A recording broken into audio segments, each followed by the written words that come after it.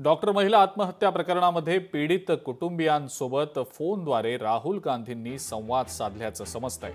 मी तुमच्या पाठीशी आहे असं राहुल गांधींकडनं कुटुंबियांना धीर दिला गेल्याचं समजतंय। आणि या संदर्भात संपदा मुंडे यांच्या नातेवाईकांसोबत आमचे प्रतिनिधी हरिदास तावरे यांनी संवाद साधलाय, पाहूया। संपदा मुंडे यांनी स्वतःचं जीवन संपवलं। त्या घटनेला जवळपास 6 ते 7 दिवस झालं। अजूनपर्यंत यातले जे उर्वरित आरोपी आहेत ते मात्र या ठिकाणी पकडण्यात आलेले नसल्याचं माहिती या ठिकाणी समोर येते। 2 आरोपींना मात्र पोलिसांनी या ठिकाणी बेड्या ठोकलेल्या आहेत। त्याचबरोबर या ठिकाणी अनेक नेतेगण येतात, या ठिकाणी आश्वासन या ठिकाणी दिलं जातंय। माझ्याबरोबर त्यांचे वडील आहेत।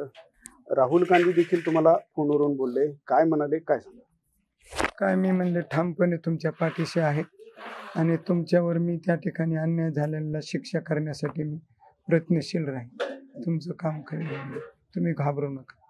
आमची काहीच नाही, आम्हाला लवकरात लवकर SITची मागणी आहे। जोपर्यंत SIT स्थापन होत नाही तोपर्यंत या केसचा निकाल लवकरात लवकर ते पुढे पाठवत नाहीयेत आणि आम्हाला कुठले रिपोर्ट्स वगैरे ते दाखवत नाहीयेत। आमच्या परस्पर ते दुसऱ्या महिला आयोगाला रिपोर्ट पाठवत आहेत आणि ती आम्हाला माहीत नसतानाच आम्हाला हे सगळं मीडियावरनं कळतंय की तुमचे PMचे रिपोर्ट्स आले, तुमच्या PMच्या नोट्स आल्यात, CDR आलेत।